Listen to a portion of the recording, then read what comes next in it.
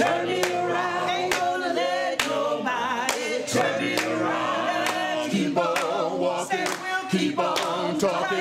Gonna build a brand new world. Don't let those budget cuts tear you down. Turn me around, turn me around. Don't let those budget cuts turn me around. Keep on walking, keep on talking. Gonna build a brand new world. Ain't gonna let the war machine turn me around. Turn me around, turn me around. Don't let that war machine turn me around. We'll keep on walking, we'll keep on talking. We're gonna build a brand new world.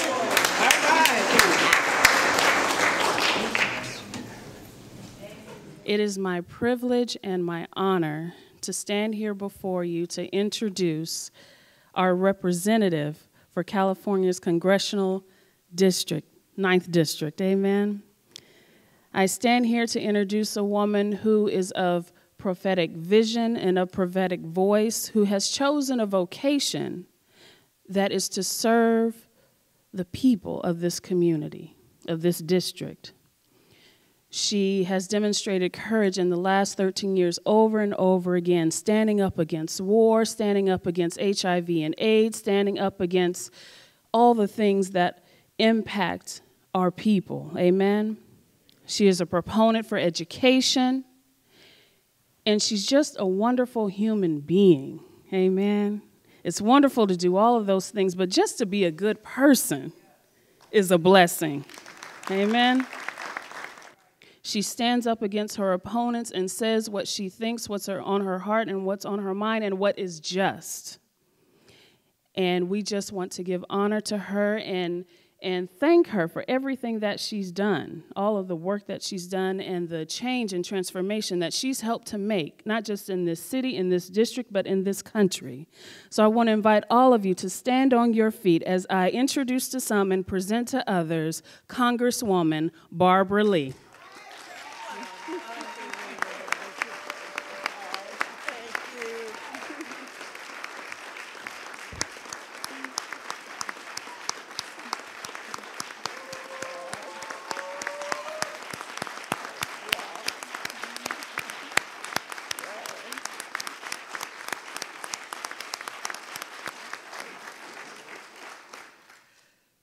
Well, first, let me just say, as a person of faith in this sanctuary, giving honor to God, who has blessed us really with just another day to do his work.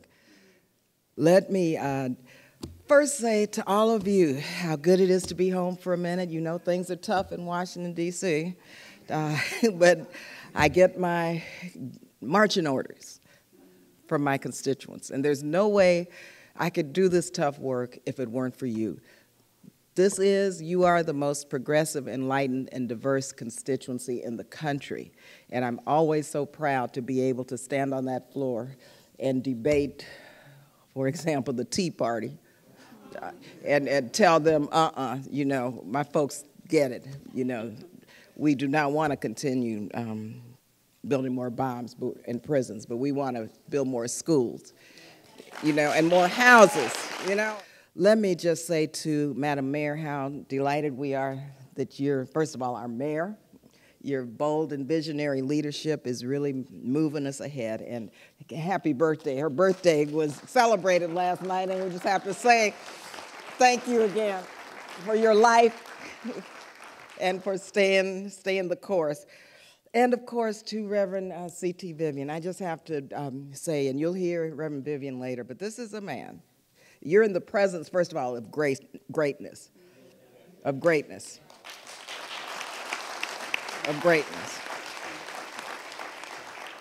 Not only did Reverend Vivian walk and talk with Dr. Martin Luther King, Jr., he, in his own right, has been fighting for peace and justice and continues with this fight. Now he's working on efforts to prevent dropouts with young African-American men in Georgia. I mean, he's doing so much, traveling all over the country, working with us on these dialogues on race. And so we're just so pleased and delighted and happy that that you brought this spirit to this dialogue, Reverend Vivian, and coming so far, taking part. Some of you may have heard him the other night. We were with him yesterday, and it's just been an amazing moment to have him in our community. So again, we're so pleased, and we love you dearly. So thank you so much.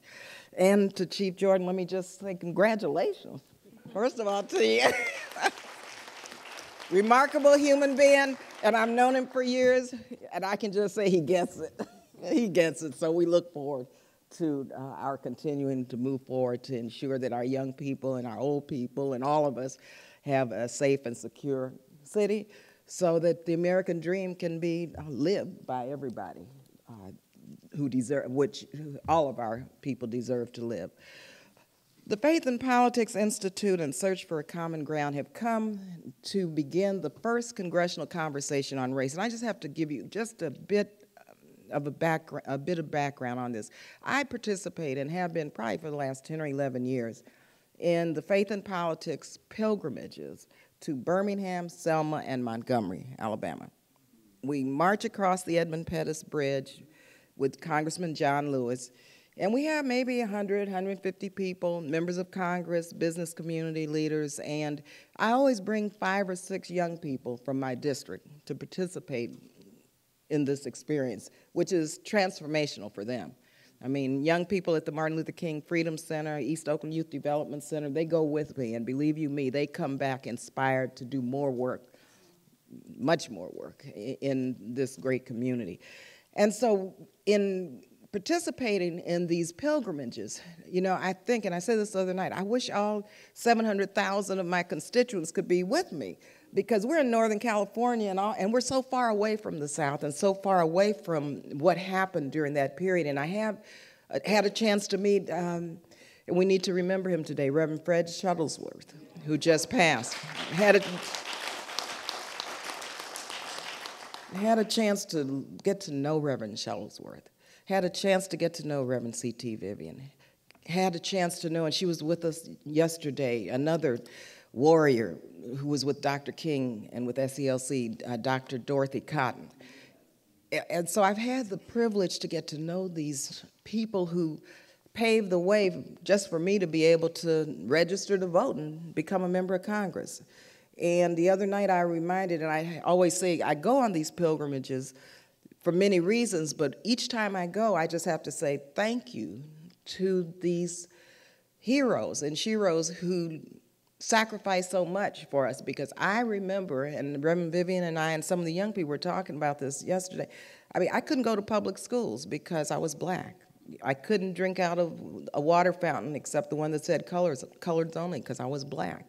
My mother was not admitted to the hospital, and I wrote about this in my memoir, because she was black, and she almost died, and I almost didn't get here, strictly because they wouldn't provide the C-section, and they just left her up there to die. And so, you know, I recount all of these very horrible experiences, like many of you have had, when I was a child and as I was growing up. And had it not been for Dorothy Cotton and Reverend Vivian and Fred Shuttlesworth and all of these people who I've gotten to know, I don't know where we'd be today. And so I just have to say thank you, you know, thank you.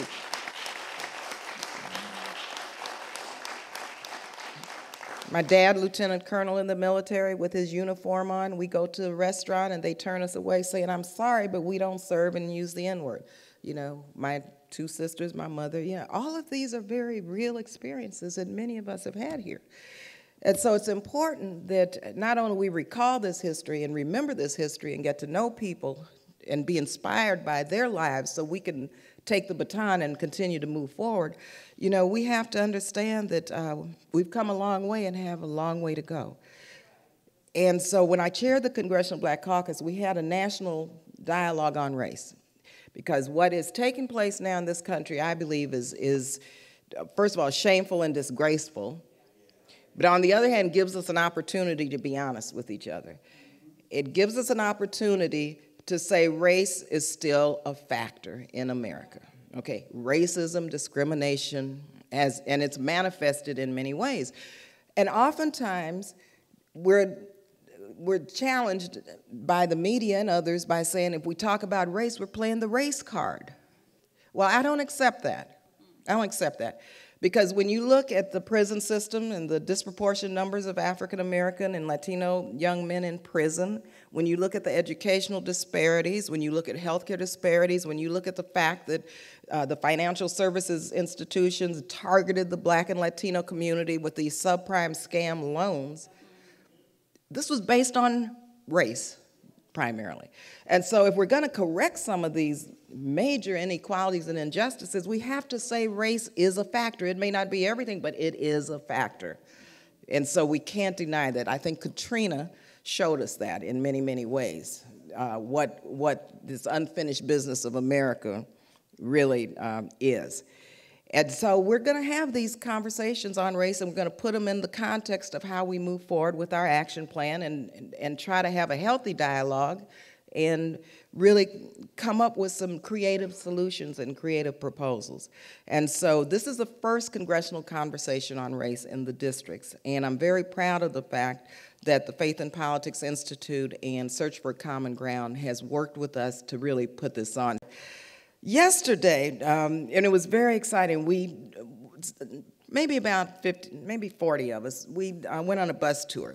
We went to the Fruitvale District because we wanted to look at some of the historical areas in Oakland where major change and transformation has taken place through many struggles that we've had.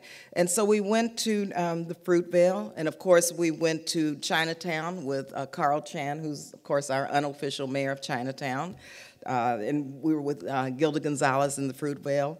We also went with Bobby Seale to Bobby Hutton Park, Defirmary Park, as many know it. And Bobby gave us a history, because I always remind this community that, and the rest of the country, that the Black Panther movement was an integral part of the civil rights movement. Integral part. And I was a community worker. I know many of you were. And we saw the major transformation that took place as a result of the struggles, in spite of J. Edgar Hoover and COINTELPRO. And Bobby Seale's run from the mayor of Oakland, his run, paved the way for Lionel Wilson, Elihu Harris, and Ron Dellums, and Mayor Kwan. And so, you know, we have to remember all of this. We also went to the wonderful sculpture downtown by Mario, Remember Them. And we went to the train station.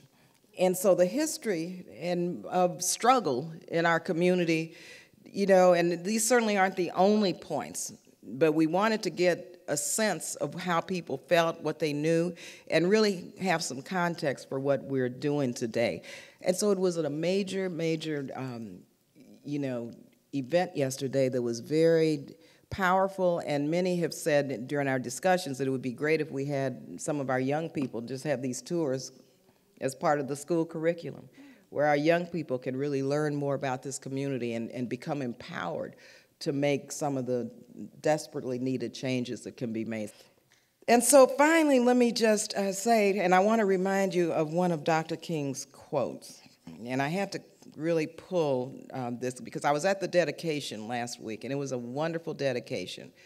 The memorial is magnificent, so if you get an opportunity to get to D.C., go see it. And I reminded my friends yesterday that the struggle around the fact that this was a Chinese artist, a Chinese sculptor, and some of the issues that the Black community addressed and had to address, and how we worked through that, because I was chairing the Black Caucus then, and I was in the middle of it.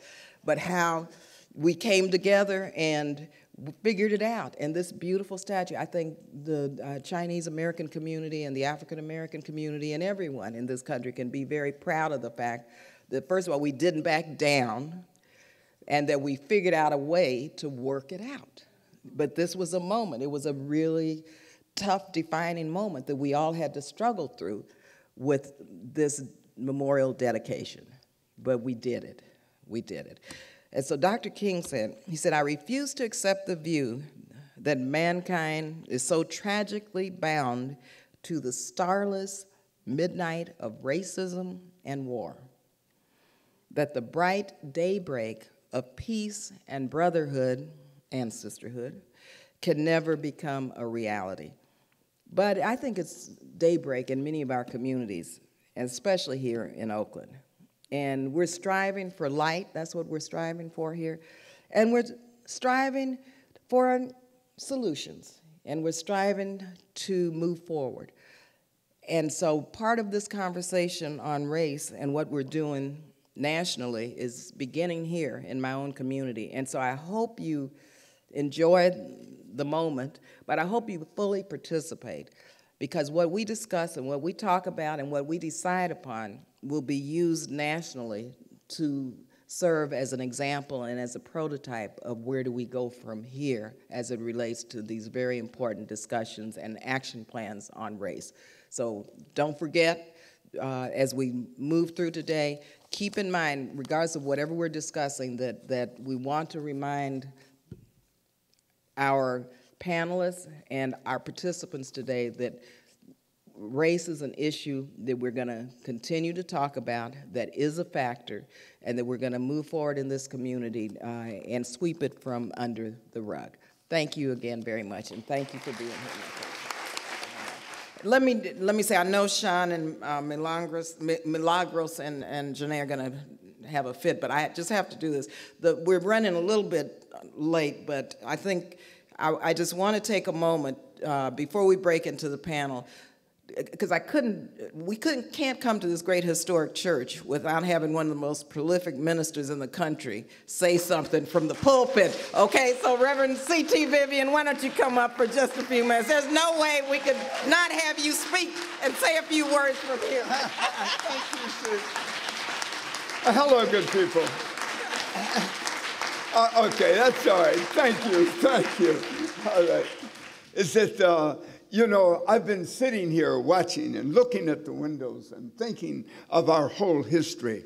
And the dynamic within the black community has always been the church, all right? It's religion is the basis. When we had nothing else, we knew that we would make it. And how did we know it? Because God was with us in the whole struggle. And when you can't even think of us without thinking of how did you make it through slavery? And I lived with my great-grandfather, right? So I know how he made it. And he made it because of the church.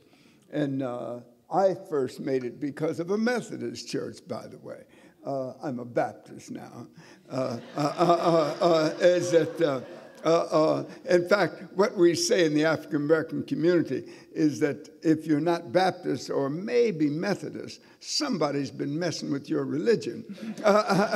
But I met a sister here who was Catholic, and she happens to be here, so I have to say they were wrong.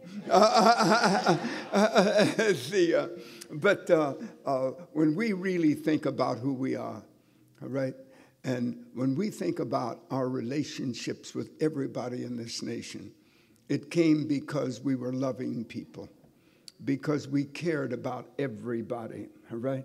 And everybody could work with us because we wanted to work with everybody else, all right?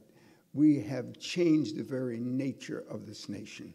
It's not an accident that we've created the only prophet that this nation has produced. Martin Luther King Jr., right? It's not an accident that he's the only non-president on the American mall. It's not an accident that at the same time with the Nobel Peace Prize. It's not an accident that he's also on the American calendar. Only he and the founder of the nation are on the American calendar. I shouldn't say founder of the nation, the so-called discoverer of the continent, right? Is that when we think of it all, we have to realize the importance of the minorities in this nation, all right? Not just black, the minorities in this nation. That you don't have to have a whole lot of people if you have the right spirit and attitude. Right? That's what makes us real. Right? And our working together is going to make this nation in spite of the hangovers from the past. What did you call those people? what did you call those people? Those Confederates?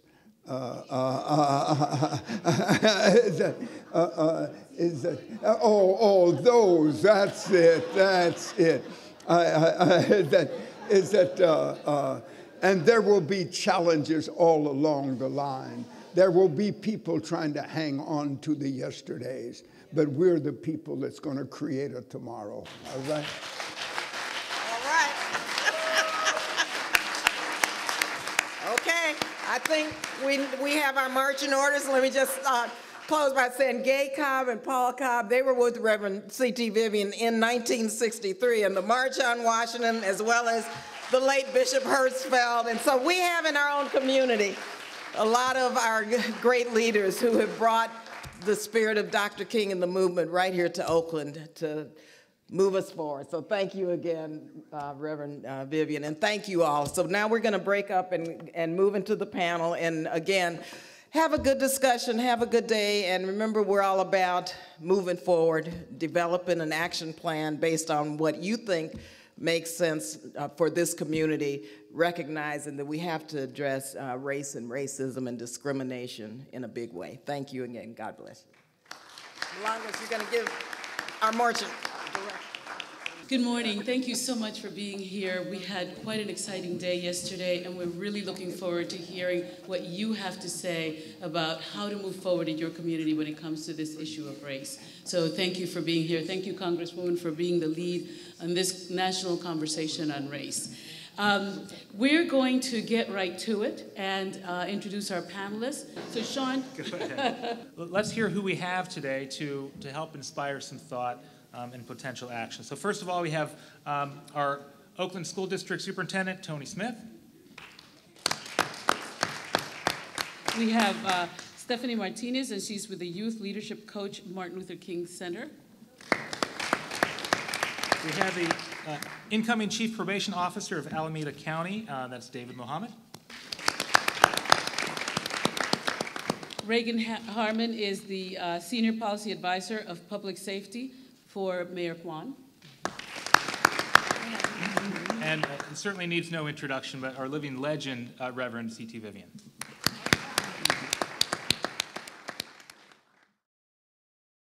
Good morning, everybody. Good morning. So it is a blessing to be here. And following on yesterday, we had a chance to talk about the current conditions in Oakland and the relationships across the city, and really recognize that the current situation is rooted in a history, that we are sitting where we're sitting because of both movements and because of decisions that have stripped opportunity in Oakland. And so as a person who's responsible for one of the institutions in Oakland, my job is to think about the role and relationship of the school district to the rest of the institutions in the city.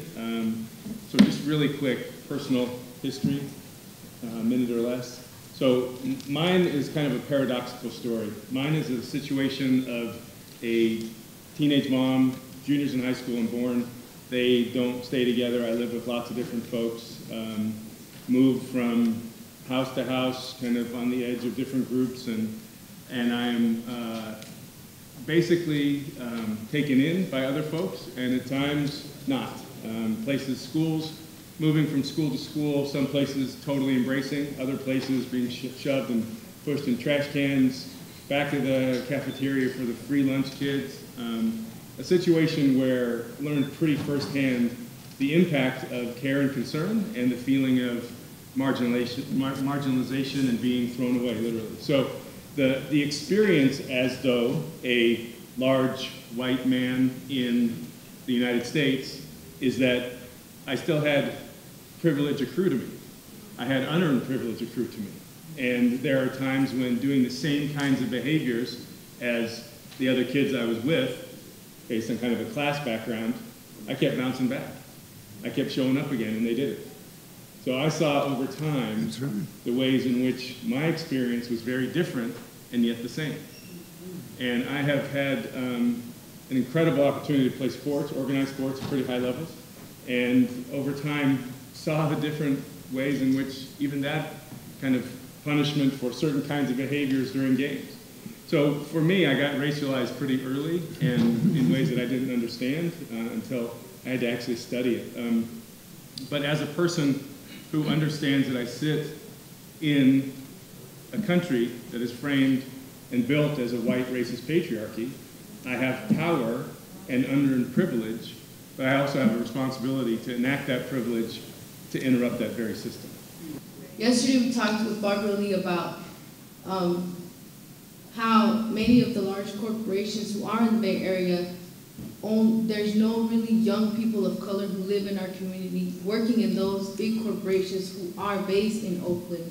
And I feel like we need to hold those people accountable for hiring people like me and people like the people who I go to school with, because we do live in this community and they do use our resources. So why not us be able to use them as resources to have jobs and to achieve our purposes as young people of Oakland? Although Oakland makes up about 24% of the county's population, 52% of everybody on probation is from Oakland. Though black people in Alameda County only make up about 13% of the population, they're 51% of everybody on probation. Right? So that is a problem, right? And so as Dr. Smith said, race isn't a problem, racism is a problem. And those figures of disproportionality are true in every system throughout America. And if you look at the behavior, there is not disproportionality in behavior, right? There's disproportionality of arrests and detentions and adjudications and convictions and sentencing. And so it's the systems that are disproportionately making decisions. You know, many of my staff are black, right? And so many of my staff say, well, it's not our fault, it's who the police brings to us. And so I said, well, I'm going to look at some statistics of who do we violate probation, right? So only 50% or only 50% of the people on probation are black, but 75% of those who get violated and brought back to incarceration are black. That's my staff's fault for doing that. So yes, I could blame the police department, I can blame the courts, but I'm looking at what do we have to do different, and there's a whole lot. It's a bit disturbing to me, and I feel like I can say this as an East Oakland resident, Flatland East Oakland resident, and a taxpayer, that as long as I have worked for whether it's city council, mayor's office, as progressive as we are, given the number of homicides that we have, where 80% of them, actually 90% are African American males and Latino males, there isn't that sense of outrage, as progressive as we are. I have been to, when I used to work for the city council, being in council meetings, and we've had people show up in droves for the apple moth issue or other environmental issues. And I respect that people have different interests and people have different lanes that they stay in. But when these young men are getting killed, and I see the pictures, I have to go to the scenes and that type of thing and work with the families afterwards, there's no sense of outrage. What I have learned is every great people's struggle makes other struggles necessary, right? Is that the only way to fulfill the goals of the great struggle is to finish all the minor struggles that become necessary as a result of the first struggle, all right? We've had a great movement in America, and yet at the same time we're looking at a nation that moved forward in a few years like it hadn't moved for almost a century. Yet we are looking at problems like we are hearing now. And most of them work together. Is that the lack of education is a basic one that creates the crime or makes the crime continue and makes other people not too concerned about doing anything, all right? Is that, and yet until the whole community is really together, we can't really have the change that we really desire, all right? Our young people are so far behind, huh? And let's not just blame the young people because we allowed it to happen, right? All right, all right? So we have to be working together to catch up, right? This is an emergency for the nation, right? And it's education is the only way to overcome it.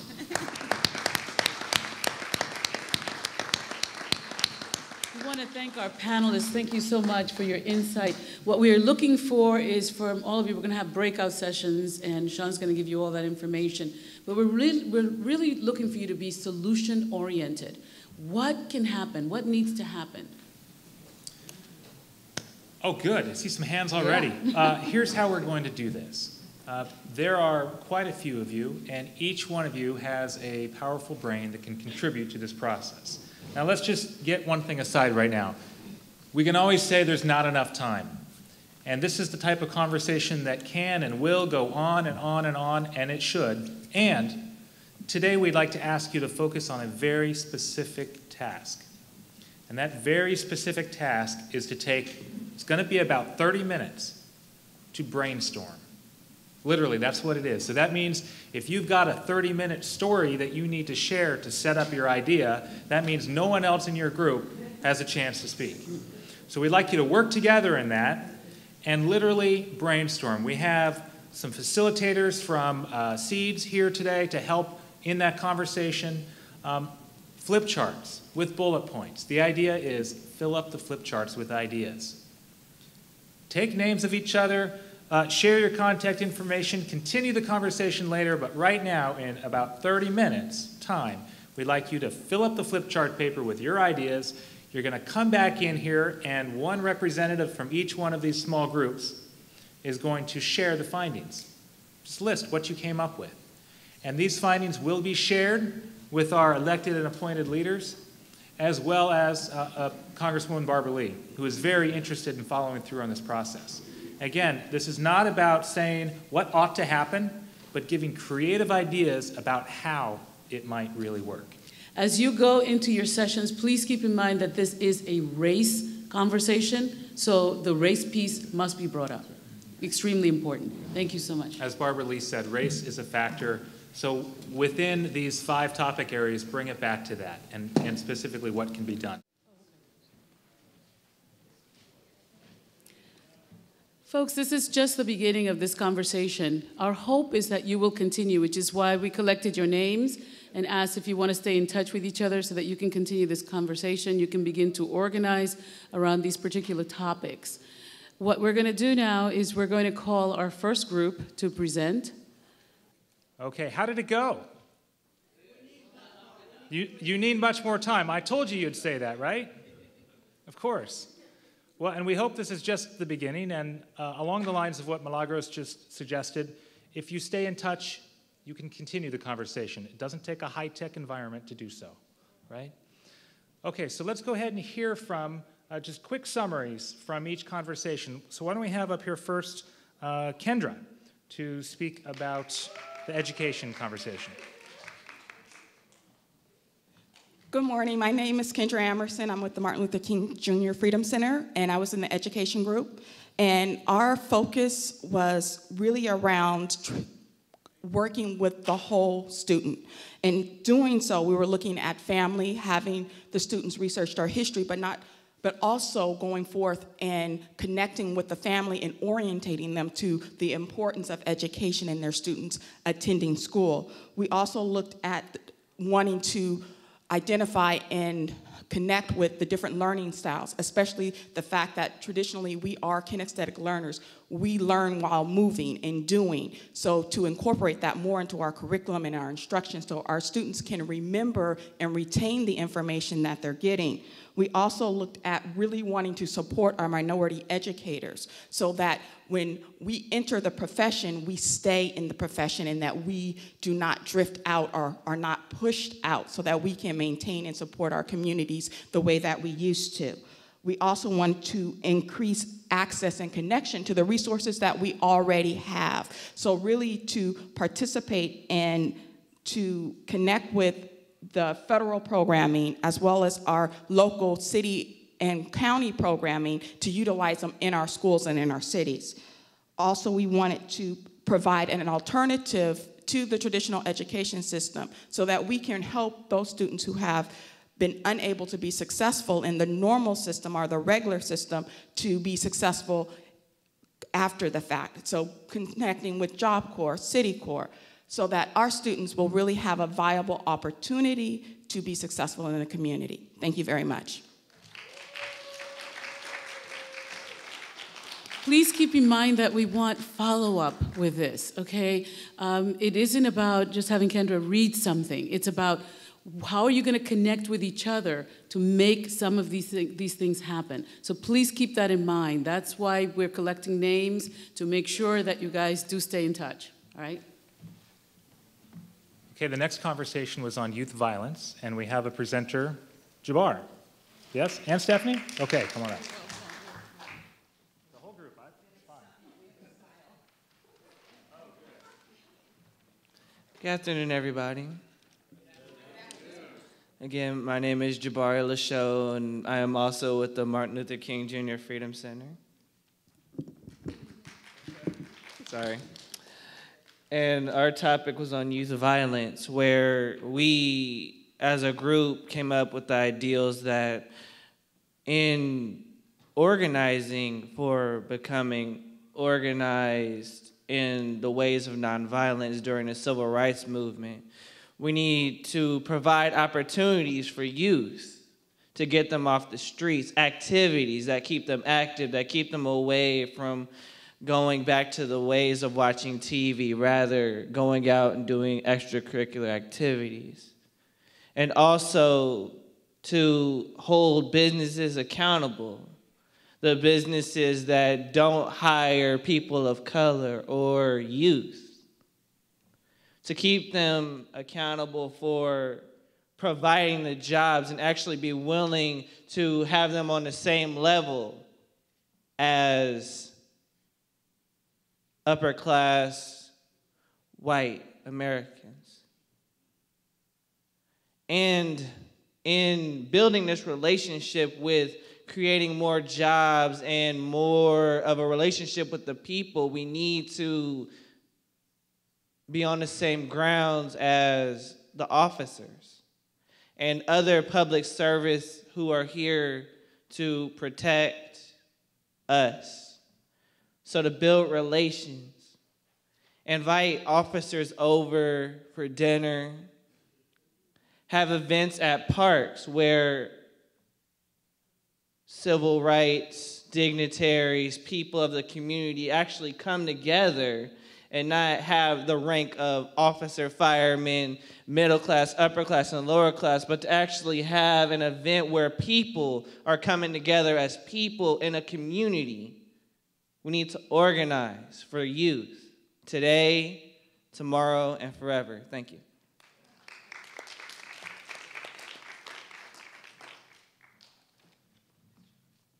Let's have another round of applause for our emerging leaders in this community. Next, and I didn't get the name, I apologize, but the next topic was unemployment. Who do we have from that group? Robbie, come on up. Hello, everyone. So we had a really interesting discussion in the unemployment group. We talked about a ton of things, so many that I can't even have the paper up here because the whole group would have to be up here. So what I want to do is just try to give a summary of it. One thing that we had to recognize is the fact that racism is extremely complicated issue and that there is a need for all of the institutions, public and private institutions, to really critically look at how they are being racist in their own internal practices. So that was one piece. The other piece was about really expanding the way that we talk about employment in our communities to be talking about not just access to jobs, not just job training, but also how to get good jobs and stay in good jobs, right? And also a part of that conversation, there has to be a real look at what are some of the barriers to people being employed, right? Mental health being a barrier was one that folks brought up, right? Ageism being a barrier was one that folks brought up. So there are a lot of different barriers around people being able to get employment.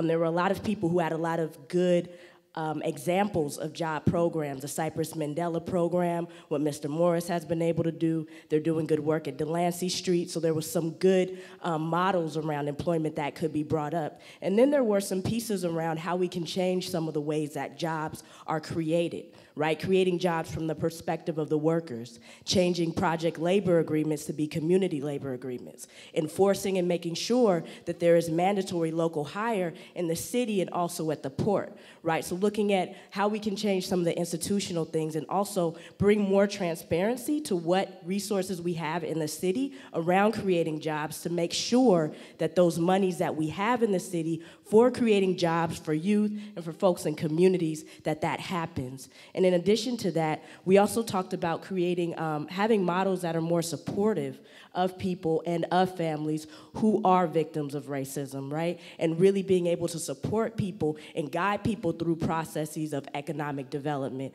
and really being able to have more open forums like this so there can be more coherent strategies around how we address the issue of unemployment, because unemployment is an issue that's connected to a number of other issues in our community, and therefore the solution should be connected to all of those issues, and there should be an integrated effort on behalf of many different people and not just in these different silos that it happens in. And so those were the main things.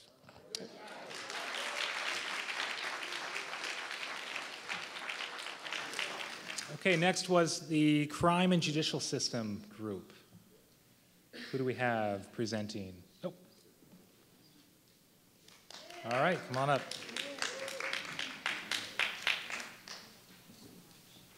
So my apologies. My name is Diana Gray, and I'm with the Seas Community Mediation Center, and I was voted the speaker for the group. There was a lot of creativity. Really, the primary focus for the group was on early intervention and prevention. We had an idea to conduct a SWOT analysis, which is to identify the strengths, the weaknesses, the opportunities, and threats within all the criminal justice partners, to break down the geography and communities within Oakland and to approach it that way. There was a suggestion to have sensitivity training, which included ethnic studies and history and culture. And part of that also included us incorporating the bus tour that was conducted in Oakland yesterday as part of across the board for all public safety and criminal justice partners, so that they would have an appreciation of the communities that they serve. Also, one of the things that was suggested was to collaborate and work with neighboring criminal justice partners to identify some best practices, and where possible to adopt those. An example was to work with the city of Berkeley and to do those things. One of the things that was also mentioned was to really, one of the keys is that we need to hear and to heal. And in that effort, there was a recommendation to initiate a truth and reconciliation movement in Oakland, similar to what was done in South Africa. And so we thank you so much for that bold suggestion. It was well received and obviously agreed. There were also a couple of more just related to that we need to consider changing state laws regarding the requirements for public safety professionals, that a violation can prevent someone from serving in those communities, and that is a problem. That is definitely a problem. And the other was to implement some peer-based programs so that we can address the differences between communities and the judicial system. And one of them ones was also to elect officials that not only represent our communities, but that hear our needs, and that we really need to hold them accountable, that we really need to follow up with them and make sure that they're doing the things that they have committed to doing for our communities. So there was a couple of other suggestions. We had like 4 pages, fabulous group, and we'll give them to you to pass on. So thank you.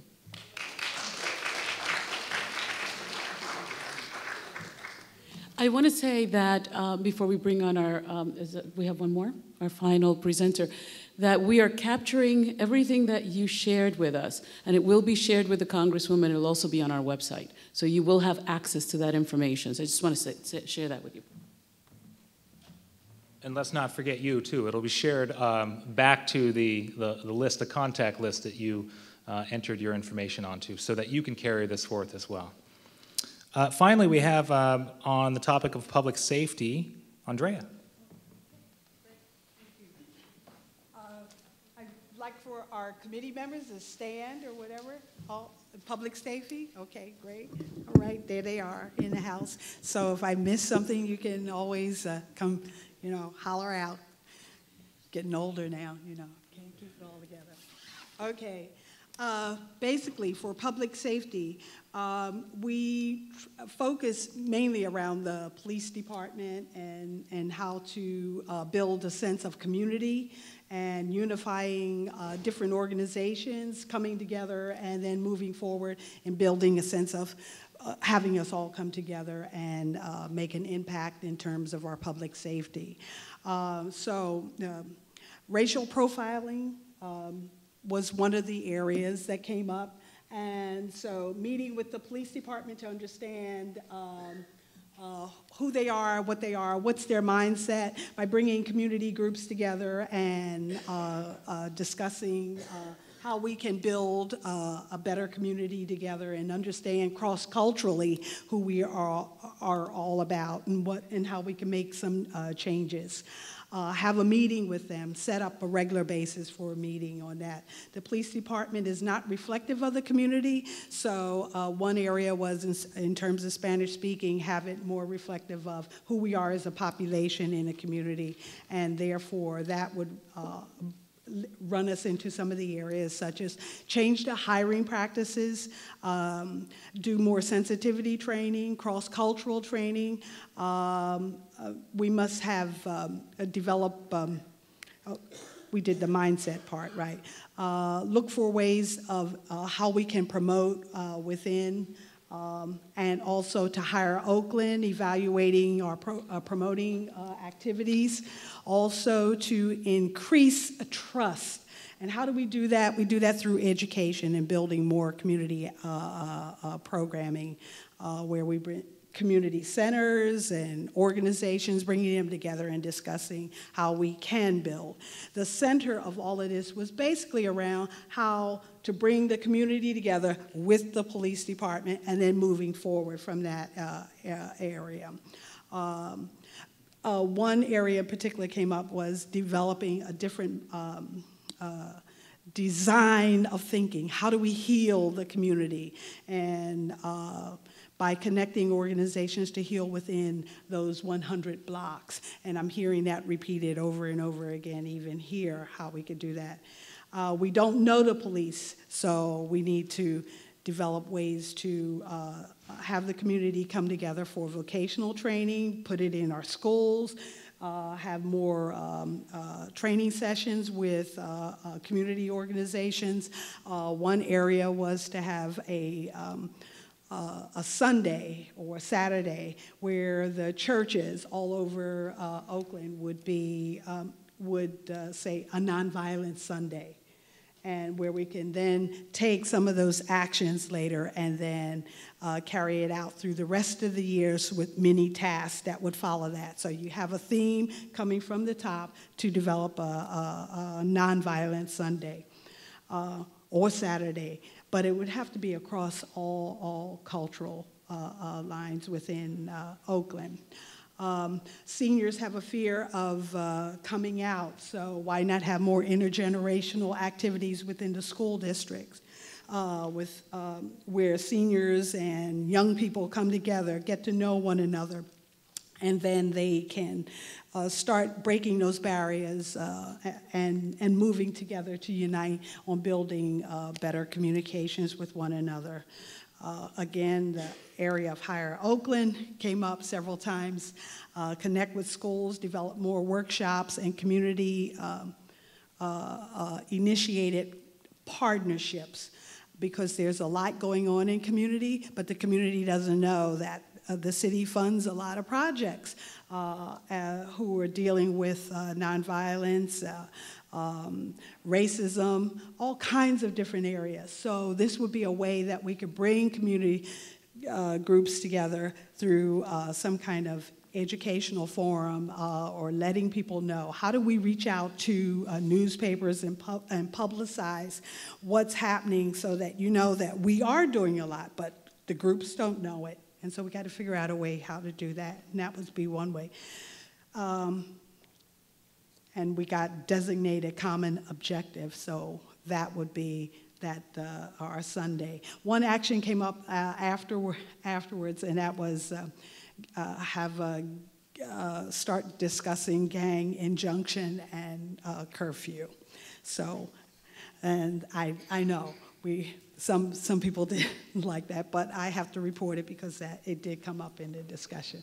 Okay, but it was a lively group, and we'll move on from there. Thank you. Okay.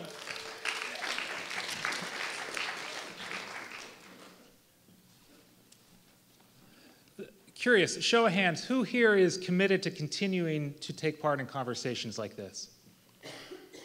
All right. Again, this is just the beginning. We hope this was inspiring to you and to others, to each other, ultimately. It's really the community, the members of the community who move this forward. You have an extraordinary leader in Congresswoman Barbara Lee, and she will champion these causes, these ideas. She can't do it alone, though. And that's part of, as our planning and putting this together, that was really the essence of what this is all about. No one, in fact, can do it alone. Even the president can't do it alone. So we hope this has been helpful for you. Let's, some concluding remarks. I'm wondering, are we, go ahead, figuring this out. To close, we are going to listen to one of our great luminaries here, Reverend C.T. Vivian.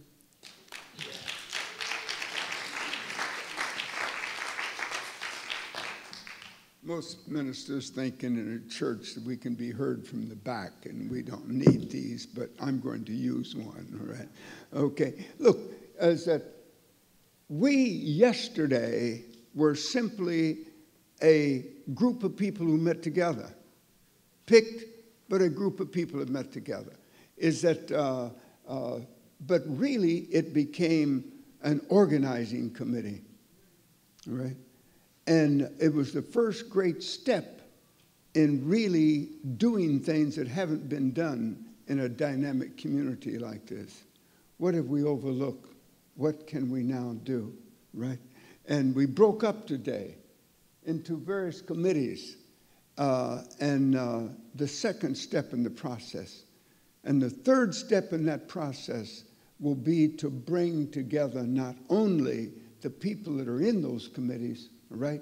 But each one of those committees begin to start meeting now and setting goals. What do you really want to accomplish? We've heard from everyone. We know the interest is there. But are there any goals you want to set that makes it so that your next meeting and your next meeting and your next meeting is going to be toward a goal that helps change and improve the community? And if we can do that, we're on our way. And about once a month or whenever you choose, the whole group, the organizing committee gets back together, all right?